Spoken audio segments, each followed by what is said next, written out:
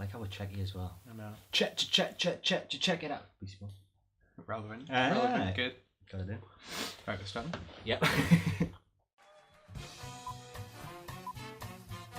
Welcome back to The Cinema Minute. I'm Chris J. Allen. And this is Chris J. Allen. That is technically correct. Got him back. That doesn't Yes. even work. It definitely doesn't work. Very sorry. I'm Grant Robson. I'm confused. Sorry. Today we're looking at Star Trek Beyond, the third in this rebooted franchise of the fucking loads worth. What would we do? 14, I think. It's like Bond. Loads of Star Trek. Loads of Star Trek. But they're in an old universe. That's an alternate reality. We don't even know about that anymore. Crossover, reboot. We're all friends here. It's fine. I don't like Grant's taking the lead on this one, but because obviously, as I've already proved, my Star Trek knowledge is minimal. Limited. I have seen the new film, but and really had a good time with it. So we're going to go into this one. Going to go into some spoiler territory, I think. But yeah, not full hogs, but we'll look into it a little bit. So Grant, what did you think straight off the bat? Well, like broadly speaking, for this new trilogy, it was a very, very good addition to it. It really brought it back to the first film that was like really praised from audiences and Trekkies alike. The second one, it had a good audience at the beginning, it had a good following, but over time it's kind of been looked at as not exactly a Star Trek film. It's too dark, there's not a lot of the character development in that, it's just a terrorist movie essentially. This one, straight back to the 60s TV series, it's absolutely beautiful. Everything about it, there's a lot of character dialogue, there's a lot of back and forth that really works and really makes you think of that old crew on the Enterprise in the 60s. You've seen it as well, though. What did you think? Yeah, we went together to see this one on Sunday evening. So I did it was a lovely night. This guy. Yeah, actually, he shared his popcorn. True. I'm a delight. But I just, in fact, rewatched J.J. Abrams' first two films just the evening before, actually. I hadn't seen the initial Star Trek 2009 since in the cinema release, actually. And I hadn't seen Into Darkness, actually, because of some of that sort of fan reaction at the time. But I did always quite kind of fancy it. I think the first one holds up so well. Yeah, the 2009 reboot. You know, it's so original and fresh and feels vibrant and necessary. And, you know, is such a strong concept. You know, they nail the casting in it, and you know, they nail tying into the old universe. You know, the connection with Leonard Nimoy, which does carry through to this film as well. I mean, you know, the strongest thing I can say about all three of these is that the cast is like flawlessly good, like such a strong, especially the core ones, for sort of recreating the idea of those 60s characters. You know, it is so effortlessly done by them. But then watching Into Darkness afterwards, and again, having not seen it before, I did enjoy it, but it didn't feel like, obviously, you know, it is quite a close remake to Wrath of Khan. Yeah, and I think that's the main thing that people didn't like. Yeah, I mean, I think the thing with Wrath of Khan is it's relevant because it's following on from years of the series. Yeah. And, you know, it only works because of that friendship between the characters. Yeah. And when it's the second film of a rebooted series, like, it doesn't earn that place, and I think that's why the story kind of doesn't hold together as much. I mean, visually it's really good. I mean, you know, J.J. Abrams does bring a lot to it. Yeah, absolutely. Which I think, again, when I get to Beyond, I don't know if watching them back to back, I don't know if Beyond feels like a J.J. Abrams film. Yeah, I mean, and you know, obviously it isn't Justin Lin, you know, a big director in his own right, sort of thing. But yeah, I think visually maybe this one seems lesser because following on from the J.J. Abrams, there's a lot of lens flare, which you don't get so much in this one. But yeah, you know, I don't mind a bit of lens flare. But you know, I think Into Darkness, I can see where that criticism came from, and Beyond, I think, does a lot to go back to that initial reboot film. It does feel like a more genuine sequel to that original film. In that, it kind of doesn't go literally into darkness. It kind of has a lot of fun with the premise. Yeah, exactly. I would totally agree with you there, Chris. And I think exactly like you say, while the first film had so much success is because it really plays on them central themes of the original series. And Simon Pegg, Doug Young have done a fantastic job. New writing partners on this one, you know, bringing in Scotty himself and Doug Young to do this. Again, you know, I think that's where a lot of this is being fun and being like sort of a good comedy moments throughout this. You know, I think that definitely is apparent from that. Yeah, exactly like you say, Chris. So you've got a writer like Simon Pegg who's such a big fan of the original series. You must know it inside out because some of the jokes in there, some of the lovely little nods to the original show. really make it stand out. And I think that's from not playing on the storyline too much. It's all about the characters and how they interact with each other in this one, especially. I think that's the strongest point of strongest this one thing, as yeah. well. You know, the story itself, it does feel more like a 60s episode, you know, especially when Absolutely. they're kind of beamed down to the planet. You Yeah. know, even that planet itself looks like it's in like a quarry, so, you know, just a random desert somewhere with a filming for a big part of it too. You know, there is a lot of good visual spectacle in this film as well, Fantastic. but, you know, it equally feels like a 60s episode to some extent. Well, even the plot themes in it. So they get stranded on a distant planet. They all get split off. They find a different segment that they bring together, and then they kind of work out how to save the day from all these different bits that they piece together. But I think the best thing about that was the unusual. When they landed on the planet, when they crash land, they were all separated, and it was those separations, like Bones and Spock was the main one. Yeah, I think, you know, mix them again, and having watched them fairly recently, you know, just seeing different characters on little side missions with different characters was quite nice just to learn more about them. Like Bones and Spock was Bones really and Spock was well. good. Again, you know, I think, as I was mentioning to you before, I think, you know, Bones is the most valuable player here. Yeah, like, you know, he's definitely. really well done. Excellent lines, and I think in the original series that was one of the main kind of the main argument stemmed from the seriousness of Bones and the negativity of Bones and the pure cold logic of Spock, and that really came across because Spock's injured very early on in the film.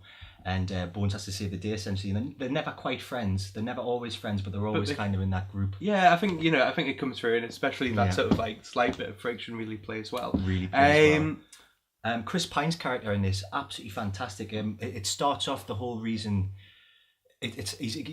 Kirk's become disillusioned with the kind of idea of deep space. If you've got the infinite to search, then is there even any point? It's infinite, isn't it? It's never going to end. So he becomes kind of disillusioned with the idea of exploring the universe. They've been on this mission a good few years now, and it starts with a fantastic captain's log of him explaining his feelings. I think that is for benefit of this film as well, but, you know, they've said like they've been doing this a while now, you know, definitely. A couple of years into the mission, which I think does separate it from those first two films a bit, and I think to its benefit really, but, you know, it does feel like absolutely like an ongoing series in that respect as well. What about the new characters? So we'll get the sort of the villain, Crawl, in Idris Elba here, Idris Elba. It was genuinely fantastic. He was quite scary and ominous at points, but just a brilliant character all around. And there's not a lot you don't like him at all. I'll let you finish. I was just nervous, visually give my opinion. I got sick of that though. I was like, just wipe your mouth. A lot of licking. I thought it was a really good character, and there's we'll not spoil that spoiler for anybody, but there's a really good background story to Crawl as well.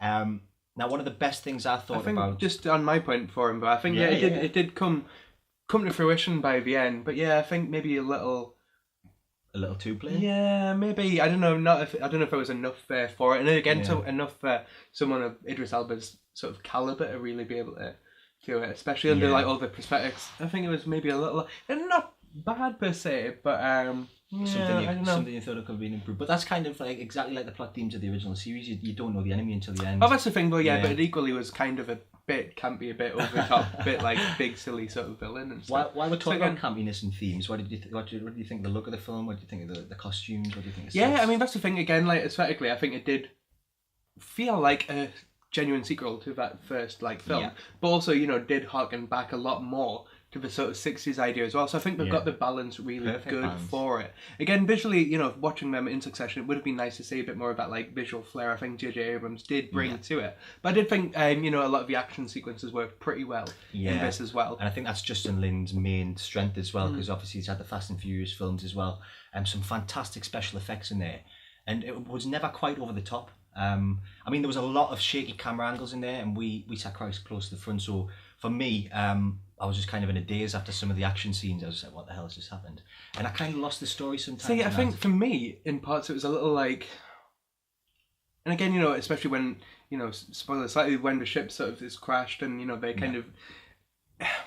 There's a certain, like, murkiness to it, which I don't think is in the other two films. I don't think feels... genuine, you know. I think like sometimes, sometimes, you know, and there's stuff like the bike chase, which I don't even mind, you know, that being that different and people saying that. But like when it's that visual style is kind of sort of I don't know, it doesn't feel necessarily like a straight through line, which again is fine. And I mean, you get it a bit more when it's a sort of big city fight at the end, which is like visually, stunning. That's kind of what you'd more expect. But yeah, highs and lows for me in that one too. But definitely not a criticism, but for watching them as maybe a whole, you do realise those slight differences. The other big addition to this one is Sophia Butella as Jayla. What do you think of her character in this one? Yeah, great character. I really enjoyed it. She adds a lot of the plot certainly, and brings a lot of those themes in from the 60s as well with her, with her bass and with her back and forth to Scotty and things. There is a particular, my favourite bit in the film was when she comes to save Scotty and they're having a fight, and Scotty picks up a rock, like straight out the 60s film, looks at this styrofoam rock, and then just runs off into the action. That was like my favourite part. Again, obviously Simon Pegg writing this one, and made his sort of side story him just hanging out with this attractive girl. He knows what he's doing. Some like alien planet. He knows what he's doing. Oh, Simon. What are you like? But yeah, this leads on to maybe a bit like controversial plot point, something we were discussing as well, something we were talking about with some friends afterwards too, about something that was maybe not sure about, and like her connection with sort of music. You find her with a boombox like earlier on, and what, again, not to get too much into spoiler territory, but something that comes into play quite a major point towards the end of the film in the third act. What did you think of that addition? What did you think about that sort of connection? I kind of had reservations about it. I can see why it was used. There's been a Beastie Boys song used in every film so far, and it's always kind of been over the top. It's never been fully addressed in the plot. They totally turned that on its head this time, and it's a key factor in how they defeat Crawl. And I really liked it. It was like grin on his face. Yeah. I mean, as a Beastie Boys fan, like, I think, and like, it's so audacious and so like over the top. It's so badass, it was like, I really enjoyed it. It's really good when you watch even the characters what have the like toes tapping and stuff like that. For me, it was pretty good. But they defeat him in like 3 minutes 26 seconds. I was gonna say, perfect length to defeat any villain, really. Unless I had it on repeat, which we never get fully told about. One sabotage is enough. But back on the point of Scotty and Jayla, Scotty is absolutely brilliant in this film, and again, how we're talking how they all get separated from this massive crash where the Enterprise is destroyed completely. They're met by this rebel who's been hiding out on this planet, and everybody's stranded there, and they're all kind of slaves to this overriding master named Crawl.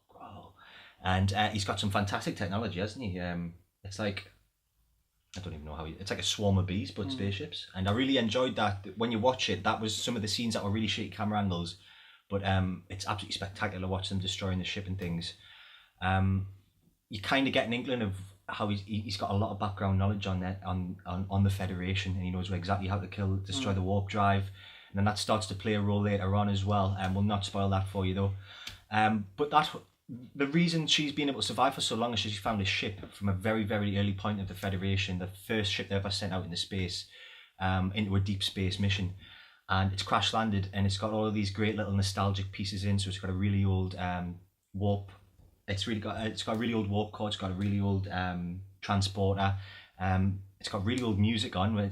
We're introduced to it by NWA. And I was gonna say she likes classical the beats music and too. the shouting. Again, it is like that sort of thing. Again, does bring an interesting, different style element to it, but does actually contribute to some interesting sort of story points as well, and for some good sort of comedic value too. And being set so far in the future, it really brings it back to our generation as well, with all these little extra things that were in there. And I like that because it's always a bit over the top futuristic with Star Trek.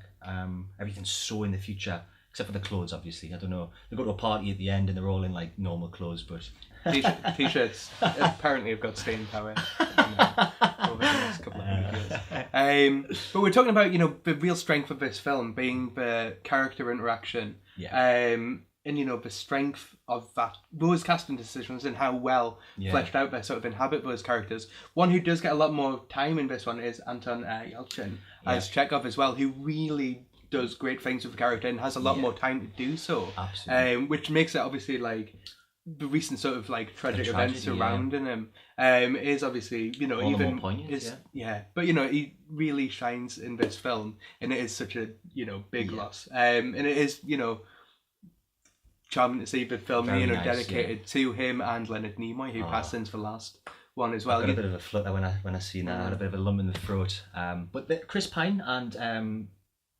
Anton, they're fantastic together. Yeah, their scenes together are really good, really strong. Yeah, some of the best ones. I particularly like the find a really old bike, and like obviously from the first film we know that bikes are really futuristic on Earth, but Kirk knows all about this bike, and his dad used to have one and things like that, and I have so many reminiscent parts in this film. I think that's what made it for me. Like looking back on things from previous films and previous this series. Yeah, I would sum it up in a similar way, really. You know, it is really good, but it just like it feels welcome. You know, it's not as revolutionary as that first film, or it maybe doesn't try to like push the boat as much as Into Darkness, but it is just a really solid, fun sort of experience and stuff too, and it is set character moments. Yes, got it in. You know, like such strong character moments and like an enjoyable story and fun action pieces. While it doesn't like, you know, you won't maybe be like, I don't know, completely like you know what I mean, like it's just fun, and it's not it's not going to be your favorite film of the summer or of a franchise or whatever, but you know it is good totally fun. Enjoyable for 2 hours. That's why the first one did so well, because it has all that fun, it has all them comedy moments, some great gags in this one again as well. I'm not gonna spoil any of them for you, but there is just so much fun in it that you, even if there is any kind of apprehensions, I had one about the theme song being used. But it's just kind of all blown away by the fact you come out of it just thinking that I enjoyed that, and that's what a film like that should be about. I think we get too caught up in that with films like Batman vs Superman this year, Civil War. I think things where it can get and this doesn't do that at all. Again, it is very fun, very enjoyable. What did you think of it, Bud? Did you have that sort of fun experience with this film as well? Did it live up to your sort of franchise expectations? Every odd-numbered Star Trek film is a shit sort of thing from space, you know. Does it, you know, how much does it fit into your... Does Simon Pegg, you know, does he break his own rules? He's been in 3 Star Trek films there as well, you know what I mean? But, you know, it's a lot to talk about in this one. As fans, get in touch and let us know. Grant, as a fan, you're definitely positive on this one. Absolutely, I'm slowly being converted as well. I think I would watch the original, like the original movie series. All on Netflix now as well. Ooh. I've got a few weeks off. This may end. Yeah, but as badly a fan, or very well, depending on how it is. Yeah, but as a fan of the original series, I think this is definitely one Trekkies will love. I think they've really listened to all the complaints that they had about the second film and taken that on board. Like they listened to you, listen to the fans. And I think for that reason, this one will really hold up for Trekkies and things like that. I think it sets the tone for really well for future installments as well, and I'm looking forward to seeing them. Yeah, me too. We hope you are too. Get in touch as always, all the usual places: Facebook, Twitter, Instagram, in the comments section below, and SoundCloud now too. You can download our latest episodes, or you can subscribe here on YouTube as well for all the latest. I guess it's for this time. Click somewhere. Just click around everywhere. I'll probably be fine. Okay, but thanks again for watching, and I'll catch you real soon. Bye.